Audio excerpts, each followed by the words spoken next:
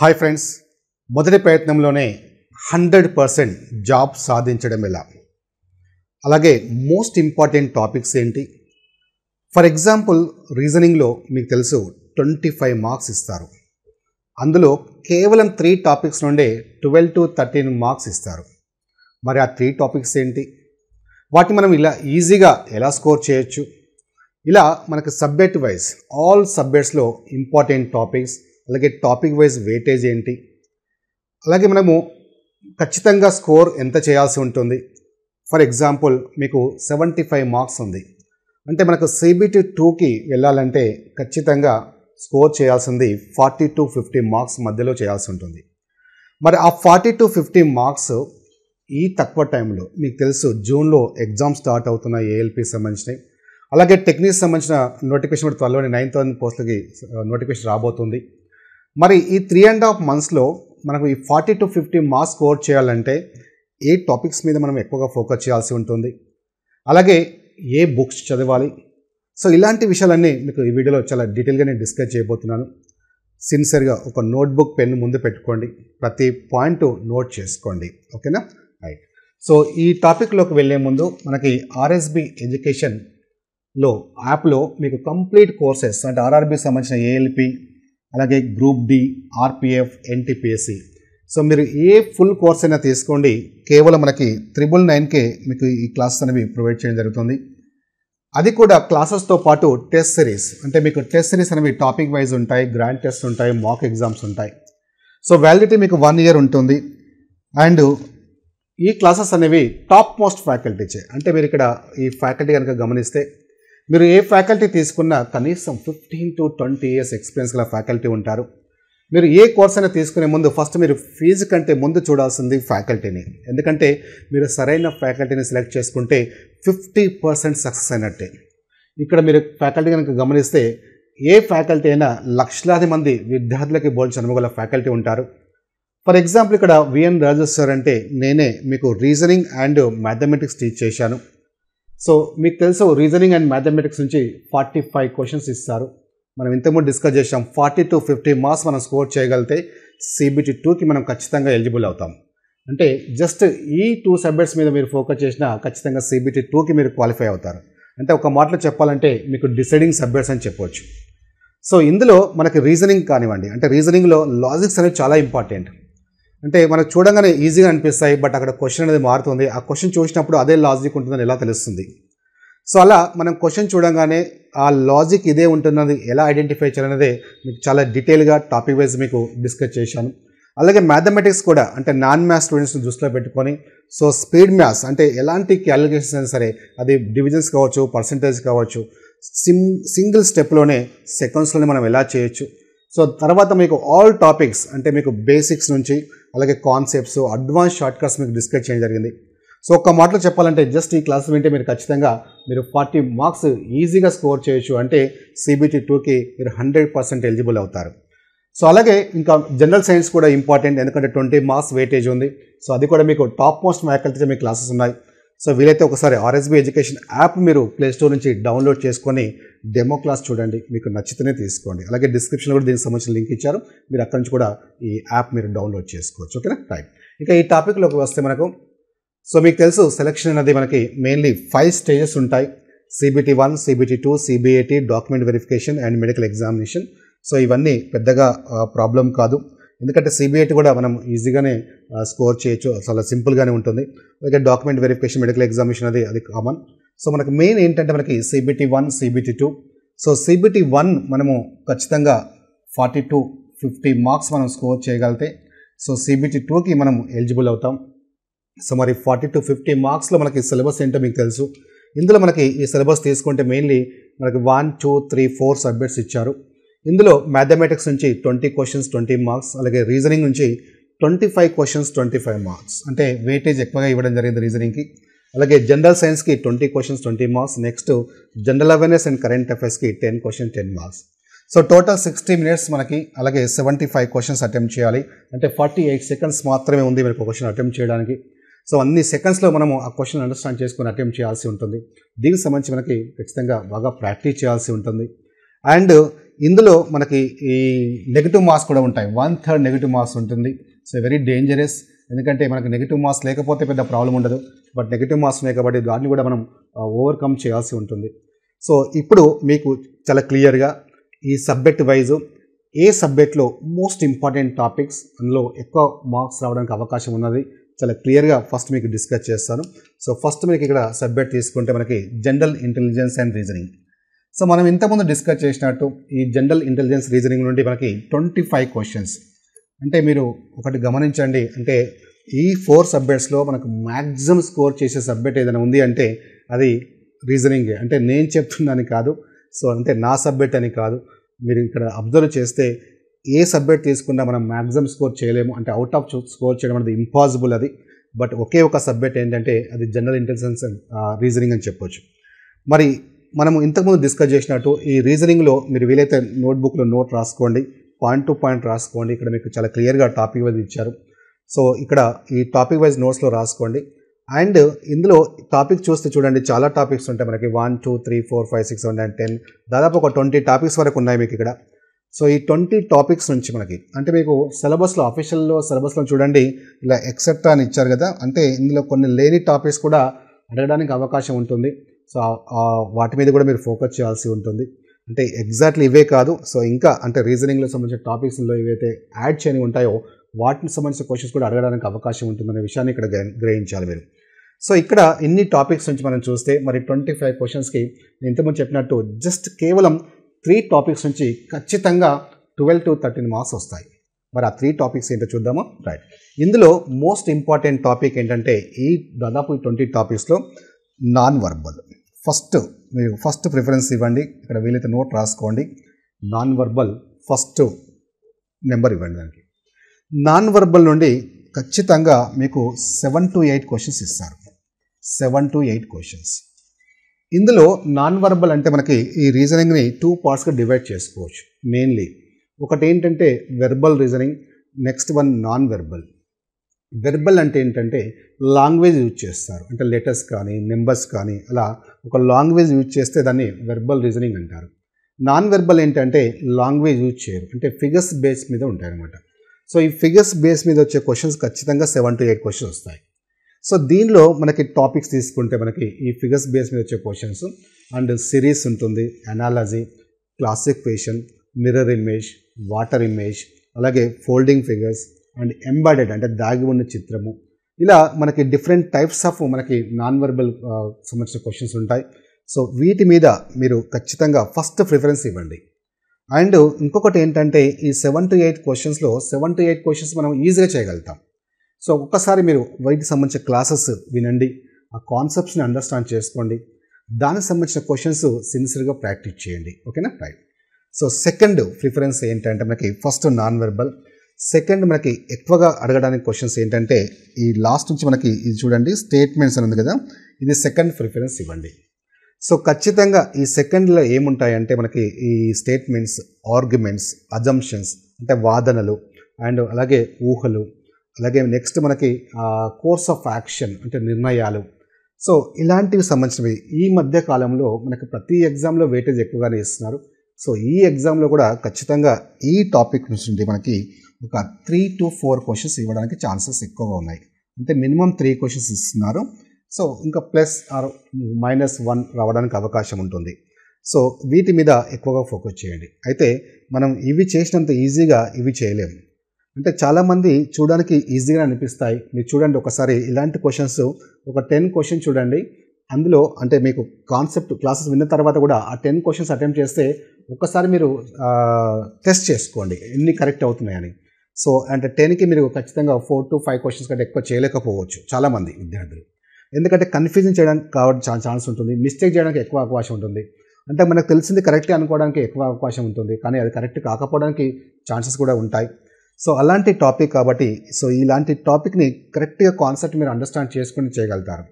So మీకు నేను క్లాసెస్లో దీనికి సంబంధించి చాలా డీటెయిల్గా అంటే మీరు ఒక్క క్లాస్ వింటే చాలు, ఇక జీవితంలో ఎప్పటికైనా సరే అలాంటి క్వశ్చన్ వచ్చినప్పుడు ఖచ్చితంగా 100% మీరు ఆన్సర్ చేయడానికి అవకాశం ఉంటుంది. సో దానికి సంబంధించి కాన్సెప్ట్ మీకు చాలా డీటెయిల్గా మీకు డిస్కస్ చేయడం కూడా జరిగింది. ఓకేనా. రైట్. సో నెక్స్ట్ వచ్చేసి మనకి first one non verbal note చేసుకోండి. సెకండ్ వన్ ఈ స్టేట్మెంట్స్ సంబంధించిన arguments, assumptions, course of action and conclusions అని రాసుకోండి. Okay right. తర్వాత థర్డ్ టాపిక్ ఏంటంటే మనకి థర్డ్ టాపిక్ సిరీస్, శ్రేణులు అంటారు. ఈ సిరీస్లో మనకి ఏమేమి వస్తాయంటే లెటర్స్ సంబంధించిన సిరీస్ కావచ్చు, నెంబర్స్ సంబంధించిన సిరీస్ కావచ్చు, అలాగే ఆల్ఫాబెట్ సిరీస్ కావచ్చు. ఓకే, సో క్వశ్చన్స్ ఎలా ఉంటాయంటే ఫర్ ఎగ్జాంపుల్ చూడండి, ఇక్కడ మీకు ఐడియా కోసం నేను ఎక్స్ప్లెయిన్ చేస్తున్నాను. సిరీస్లో లెటర్స్ సంబంధించిన సిరీస్ ఎలా ఉంటాయి, ఫర్ ఎగ్జాంపుల్ ఇలా మనకి సిరీస్ ఇస్తారు. నెక్స్ట్ లెటర్స్ ఏమొస్తాయి. Okay right. అలాగే ఇలా మనకి రిపీటెడ్ సిరీసెస్ ఎలా ఉంటాయి.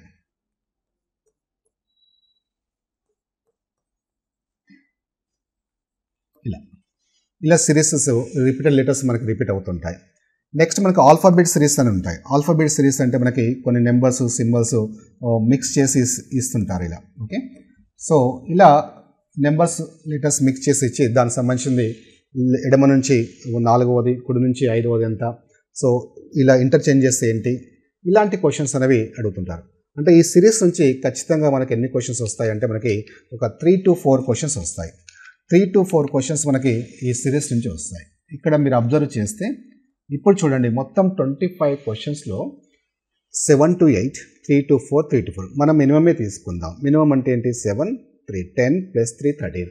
అంటే అవుట్ ఆఫ్ 25కి ఈ 3 కాన్సెప్ట్స్ మీద మీరు ఫోకస్ చేయగలిగితే 12 to 13 క్వశ్చన్స్ చాలా ఈజీగా స్కోర్ చేయగలుగుతారు. అంటే మీరు 50% అన్ని టాపిక్స్లలో 50% కేవలం ఈ టాపిక్స్ నుంచి మనకు రావడానికి అవకాశం ఉంది కాబట్టి సో వీటి మీద ఎక్కువగా ఫోకస్ చేయండి. ఓకేనా రైట్. మరి మిగతా 50% అన్ని టాపిక్స్ అంటే దాదాపు ఒక 15 to 17 టాపిక్స్, మిగతా 50% 12 మార్క్స్ నుంచి 12 మార్క్స్ రావడానికి ఛాన్స్ ఉంది. సో దీనికి సంబంధించి వెయిటేజ్ ఎలా ఉంటుంది, సో మనకి ఏ టాపిక్ వైజ్ చూద్దాం. ఓకేనా.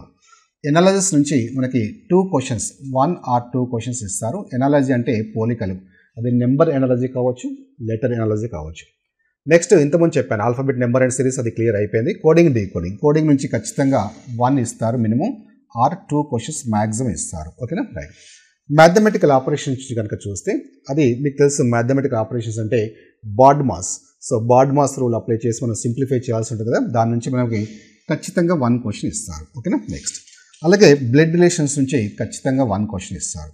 సిలాజిజం నుంచి 1 క్వశ్చన్ ఆర్ 0. ఓకే, ఇవ్వచ్చు, ఇవ్వకపోవచ్చు. ఇస్తే మాత్రం 1 క్వశ్చన్ అవకాశం ఉంది. నెక్స్ట్ జంబ్లింగ్ నుంచి మనకి క్వశ్చన్స్ ఎలా ఇస్తారంటే 1 or 0 క్వశ్చన్స్ ఇవ్వచ్చు. ఓకేనా right, 1 or 0. So when diagrams నుంచి కూడా 1 క్వశ్చన్ ఇవ్వచ్చు ఆర్ 0.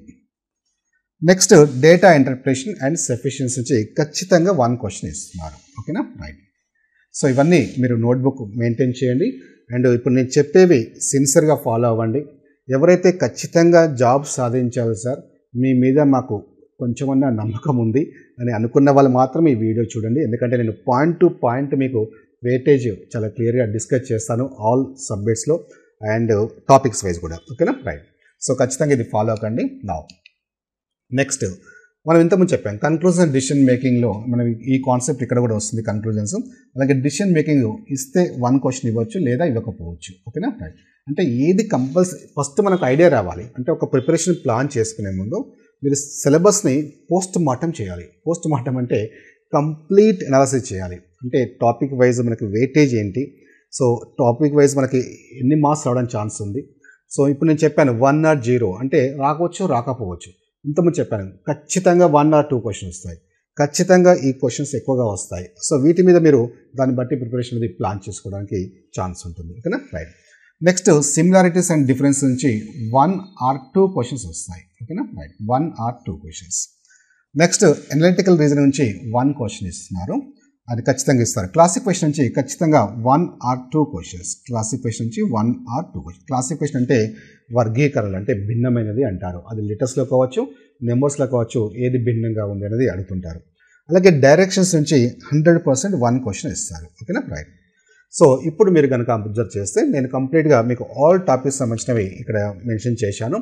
సో ఏ టాపిక్ నుంచి మనకి ఎన్ని వస్తాయనేది క్లియర్గా ఒక నోట్బుక్లో నోట్ చేసుకోండి. ఓకేనా, దాన్ని బట్టి మీరు ప్రిపరేషన్ ఉంది ప్లాన్ చేసుకోండి. ఓకేనా రైట్. నెక్స్ట్ ఇప్పుడు నెక్స్ట్ సెక్షన్ చూద్దాం. మనకి సిలబస్లో నెక్స్ట్ సెక్షన్ ఏంటంటే మ్యాథమెటిక్స్. సో రీజనింగ్ మాత్రం అస్సలు వదలకండి.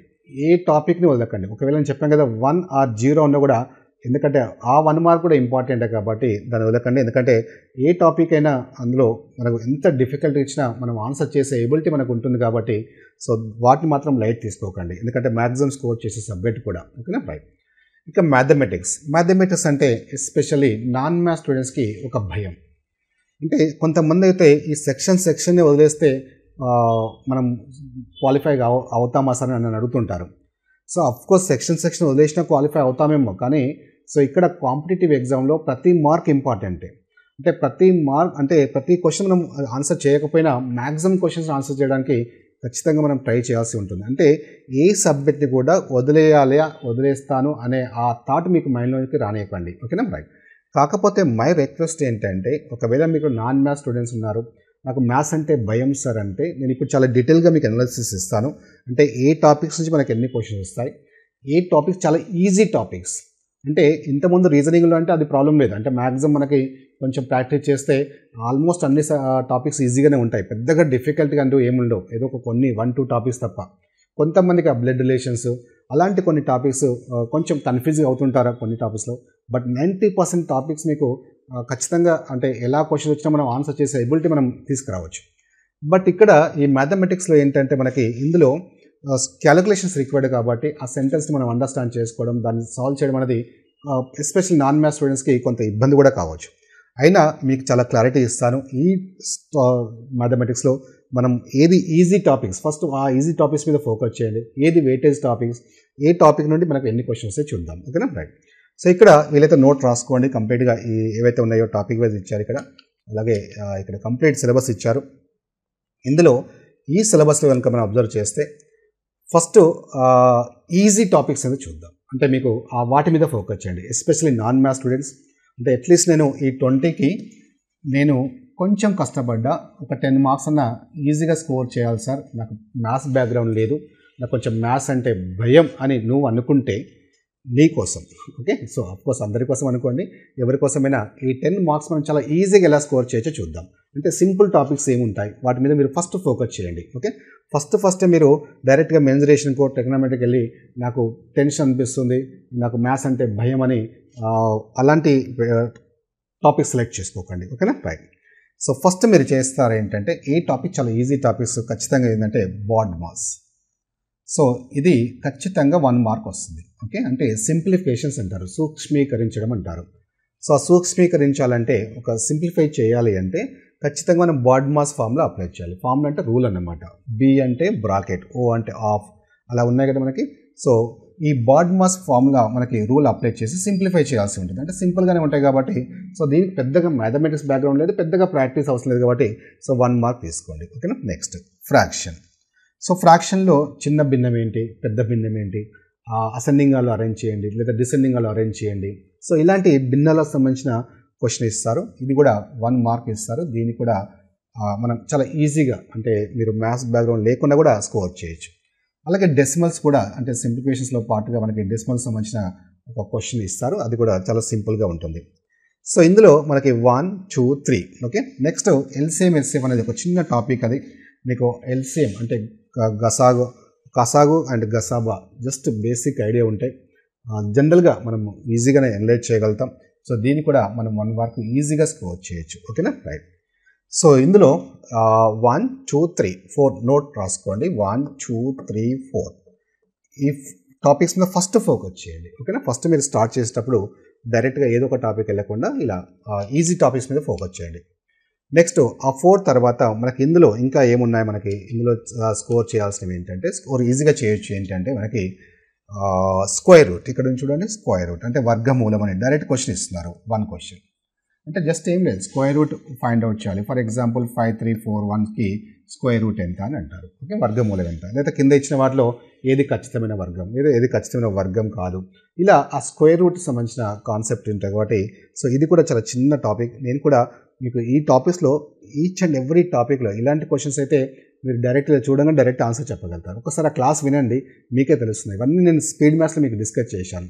అంటే ప్రతి ఒక్క క్యాలిక్యులేషన్లో సింగిల్ స్టెప్లో సెకండ్స్లోనే మీకు ద బెస్ట్ ట్రిక్స్ మీకు డిస్కస్ చేయడం జరిగింది. సో ఒకసారి మీరు వీలైతే ఆ క్లాస్ వింటే మీకు ఐడియా వస్తుంది, డైరెక్ట్ చేయగలుగుతారు. ఓకేనా, రైట్. నెక్స్ట్ మనకి ఇప్పుడు ఎన్ని క్వశ్చన్స్ అనేవి 5 క్వశ్చన్స్, చాలా సింపుల్గా చాలా ఈజీగా 5 మార్క్స్ మనకు ప్యాకెట్లో మీరు ఉన్నట్టే. ఓకేనా రైట్. నెక్స్ట్ ఈజీ టాపిక్ ఏంటంటే ఎలిమెంటరీ స్టాటిస్టిక్స్. ఓకే, ఇక్కడ స్టాటిస్టిక్స్ ఉంది కదా, ప్రాథమిక గణాంకాలు అంటారు. అంటే దీని నుంచి మనకి ఎన్ని క్వశ్చన్స్ వస్తాయంటే 1 క్వశ్చన్ మినిమం వస్తుంది, మ్యాక్సిమం 2 క్వశ్చన్స్ రావచ్చు స్టాటిస్టిక్స్ నుంచి. ఓకేనా, 1 or 2 క్వశ్చన్స్ ఇస్తారు. ఇందులో మనకి స్టాటిస్టిక్స్లో ఏముంటాయి ఎలిమెంటరీ స్టాటిస్టిక్స్లో అంటే మెయిన్ అంటే అంకమధ్యము, మీడియన్ మధ్యగతము, మోడ్ బహుళకము, స్టాండర్డ్ డీవియేషన్, అలాగే క్వార్టైల్ డీవియేషన్ అంటే ప్రామాణిక విచలనము, చతుర్థాంశిక విచలనం అంటారు కదా. ఈ 5 టాపిక్స్ ఉంటాయి. అవి 5 టాపిక్స్ సంబంధించి సింపుల్గానే ఉంటాయి. అంటే మ్యాథమెటిక్స్ ఏమి ఉండదు, అలా పెద్దగా క్యాలిక్యులేషన్ ఉండవు. అండ్ ఒక 1-2 స్టెప్స్లోనే మనకి దాని ఆన్సర్ వచ్చేస్తుంది, ఈజీగానే వచ్చేస్తాయి. సో ఆ 5 టాపిక్స్ నుంచి మనకి ఏదైనా క్వశ్చన్ ఒక 1 or 2 క్వశ్చన్ రావడం ఛాన్స్ ఉంది. అంటే ఈజీగా అన్నమాట. అంటే దానికి పెద్దగా మనకి మ్యాథమెటిక్స్ బ్యాక్గ్రౌండ్ రావాల్సిన అవసరం లేదు. ఓకేనా right. Next calendar and clock. So దీని నుంచి కూడా మనకి మినిమం 1 వస్తుంది, మ్యాక్సిమం 2 వస్తాయి. ఓకేనా రైట్. Minimum 1, maximum 2.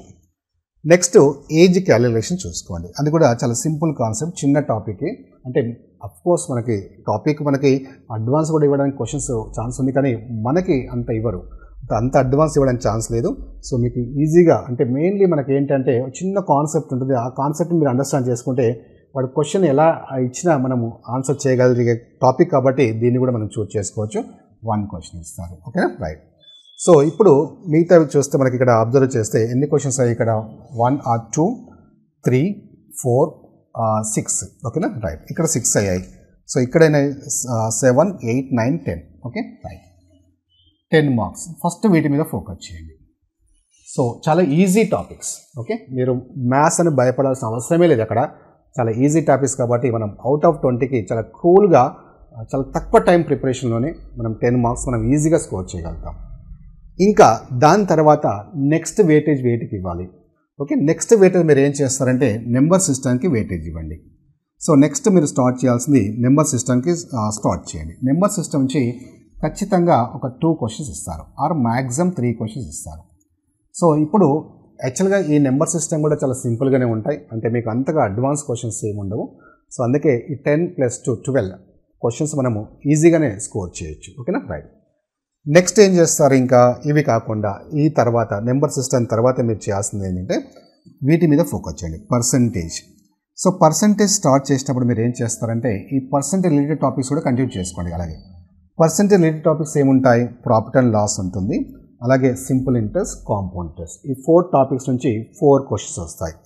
4 టాపిక్స్ అంటే పర్సంటేజ్, నెక్స్ట్ మనకి ఇక్కడ ఇచ్చిన ఇన్ఫర్మేషన్లో profit and loss, simple and compound interest. So 4 topics continue చేసుకోండి. ఆ 4 టాపిక్స్ సిమిలర్గా ఉంటాయి, అంటే పర్సంటేజ్ రిలేటెడ్ టాపిక్స్ కాబట్టి. సో 4 క్వశ్చన్స్ ఇస్తారు.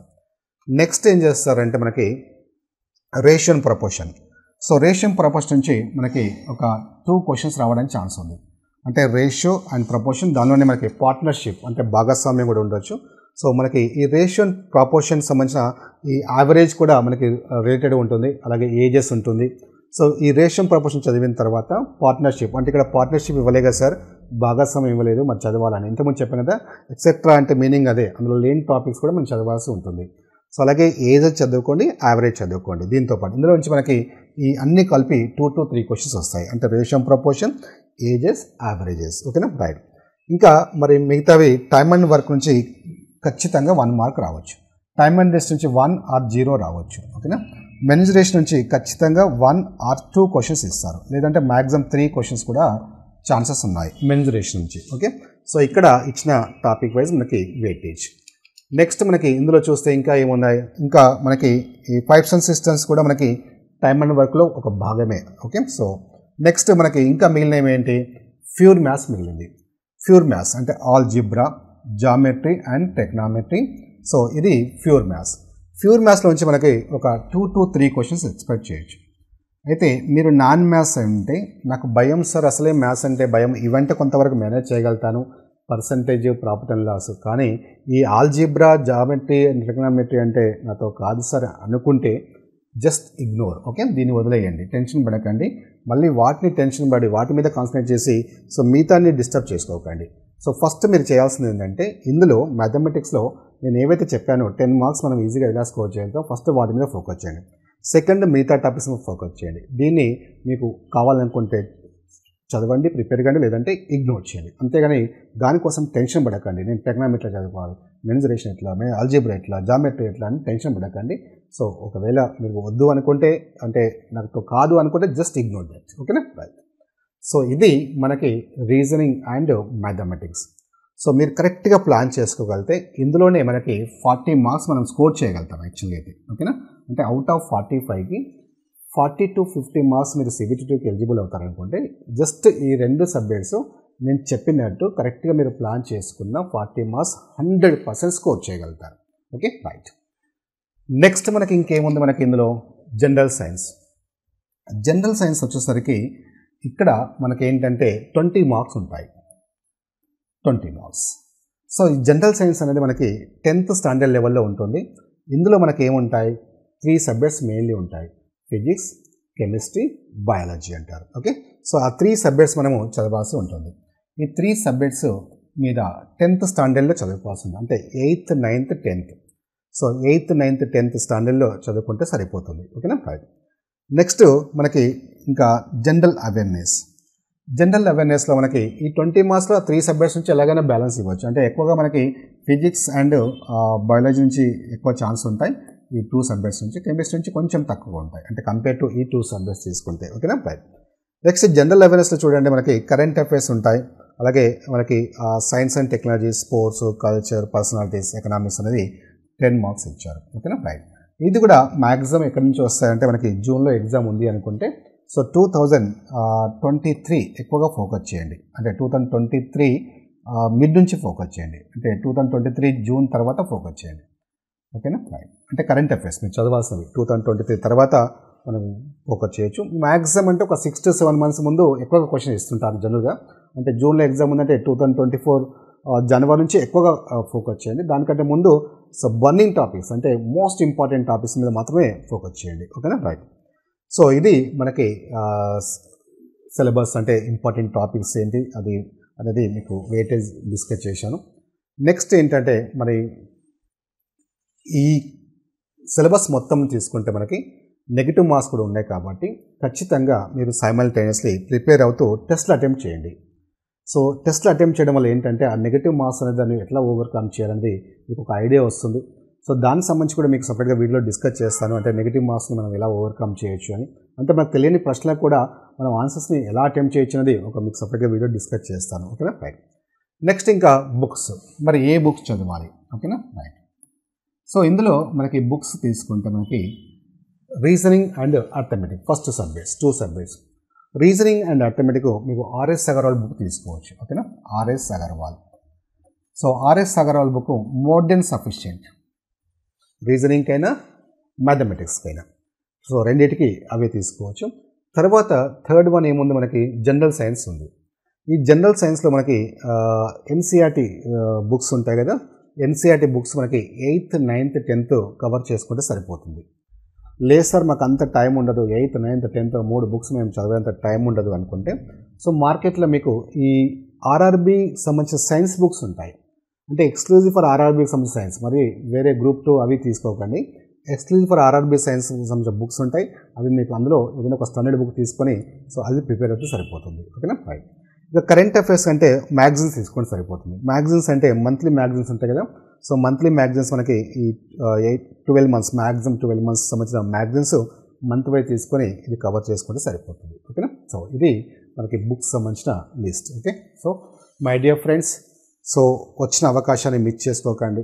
చాలా సీరియస్గా తీసుకోండి. ప్రతి క్షణాన్ని ఉపయోగించుకోండి. ఎందుకంటే ఈ అవకాశాలు మళ్ళీ మళ్ళీ రావు. నువ్వు ఎప్పుడంటే అప్పుడు రాదు. చూస్తున్నాం కదా ప్రైవేట్ ఉద్యోగాలు ఎంత కష్టపడుతున్నారు. సో ఎప్పటికప్పుడు ఇన్సెక్యూర్డ్ అంటే అభద్రతా భావం ఉంటుంది. సో సామాజికంగా కానివ్వండి, ఆర్థికంగా కానివ్వండి, ఎన్నో సమస్యలు మనం ఫేస్ చేయాల్సి వస్తుంది. మీరు కొంచెం ఒక 3.5 months నుండి 4 months వరకు కష్టపడితే మీ రైల్వే ఉద్యోగం మీ స్వంతం అవుతుంది. ఓకేనా? All the best.